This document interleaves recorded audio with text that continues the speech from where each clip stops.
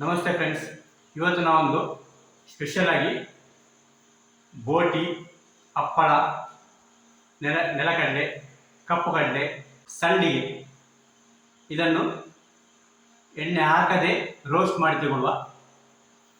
Doctor ಹೇಳ್ತಾರೆ ನೀವು ಎಣ್ಣೆ ಪದಾರ್ಥ ಕಮ್ಮಿ ಮಾಡಿ ಅಂತ ಹೇಳ್ತಾರೆ. ಅದಕ್ಕೆ ಈ ಥರ ಮಾಡಿ ತಿನ್ಬೋದು. ನಿಮಗೆ ಮನೆಯಲ್ಲಿ ಹೇಗೆ ಮಾಡೋದಂತ ನಾನು ತೋರಿಸ್ಕೊಡ್ತೀನಿ, ಬನ್ನಿ ನೋಡುವ.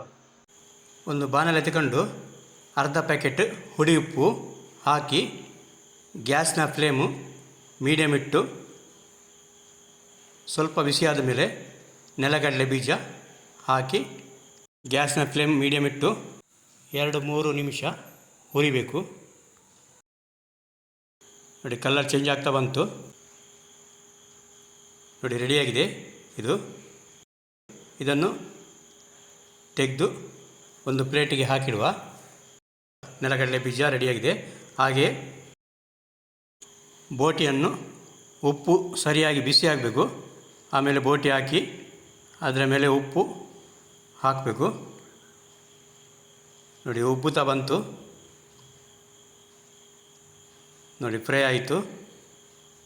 ವಿದೌಟ್ ಆಯಿಲಲ್ಲಿ ಫ್ರೈ ಆಗ್ತಾ ಉಂಟು.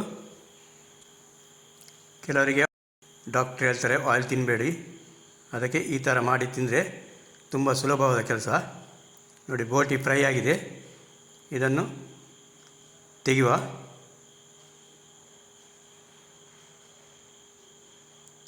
ಇನ್ನೊಮ್ಮೆ ಮಾಡಿ ತೋರಿಸ್ತೇನೆ.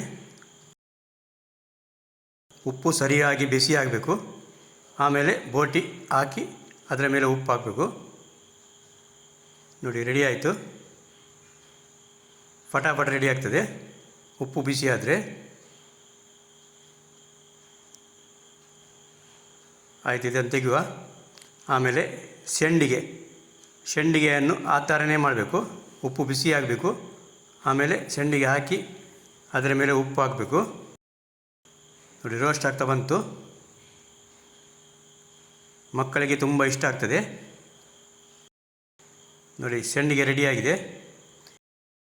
ಆಮೇಲೆ ಹಪ್ಪಳ, ಯಾವ ಹಪ್ಪಳ ಸಹ ಆಗ್ತದೆ ಇದರಲ್ಲಿ. ನೋಡಿ, ರೋಸ್ಟ್ ಆಯಿತು ಹಪ್ಪಳ.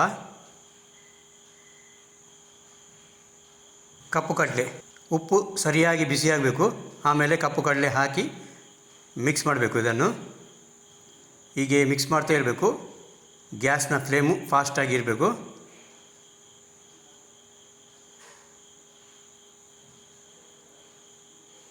ನೋಡಿ, ರೋಸ್ಟ್ ಆಗ್ತಾ ಬರ್ತದೆ ಇದು. ನೋಡಿ, ಕಡಲೆ ರೆಡಿಯಾಗಿದೆ.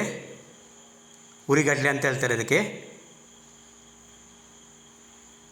ಸುಲಭವಾದ ಕೆಲಸ ಇದು.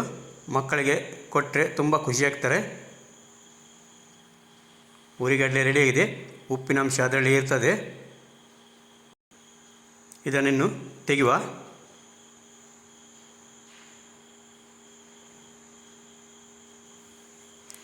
ನೋಡಿ, ಎಲ್ಲ ಐಟಮ್ ರೆಡಿಯಾಗಿದೆ.